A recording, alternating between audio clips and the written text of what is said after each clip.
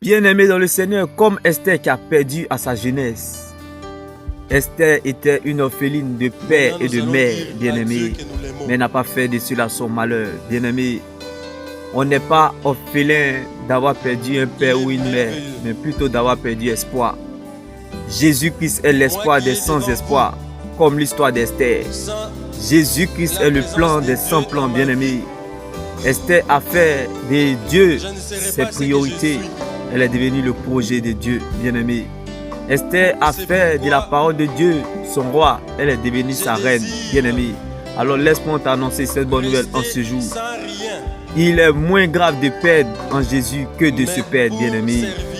Tu peux tout perdre sans avoir rien perdu parce que tu demeures dans le véritable comme Esther, bien-aimé. On n'est pas orphelin d'avoir perdu un père ou une mère, bien-aimé, mais plutôt d'avoir perdu espoir. Jésus-Christ est l'espoir des sans-espoir, comme l'histoire d'Esther, bien-aimé. Alors laisse-moi t'annoncer cette bonne nouvelle en ce jour.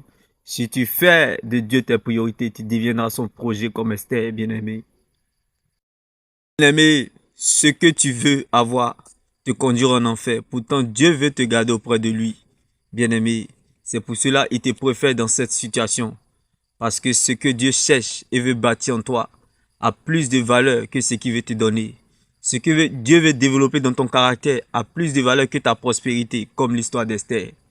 Alors, n'abandonne pas, car tu pourrais être l'inspiration d'autres rêveurs, comme le cas d'Esther. Ne surtout pas, attends le temps voulu de Dieu. Attends le temps voulu de Dieu. Car là où on s'y attend le moins, c'est là le temps voulu de Dieu.